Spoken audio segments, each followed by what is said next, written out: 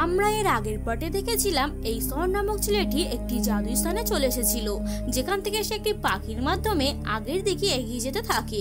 কিন্তু তখনই জন সেখানে কিছু ভয়ঙ্কর আওয়াজ শুনতে পেয়ে একটি জায়গায় লুকিয়ে যায়, আর ঠিক তার উল্টো দিকেই তারই সাথে ট্রেভারও ছিল। যেটির পর জন যেই না উপর দিকে তাকায় তখনই সে সেখানে একটি অনেক বড় ডাইনোসরকে দাঁড়িয়ে থাকতে দেখে, এবং সেই ডাইনোসরটিও সনের উপর অ্যাটাক করতে গেলে সে খুব ভাগ্যের জোরে বেঁচে যায় আর দৌড়ে গিয়ে একটি গুহার ভিতরে ঢুকে যায়। কিন্তু সেই ডাইনোসরটি গুহাটিকে ভাঙতে শুরু করে, যা দেখে সন ভয়তে জোরে জোরে চিৎকার করতে থাকে। আর চিৎকারের আওয়াজ শুনে তার আওয়াজটাকে ফলো করতে করতে তার কাছে পৌঁছে যায়, এবং সে গুহাটির পেছন দিক থেকে একটি বড় পাথর দিয়ে ভাঙতে শুরু করে।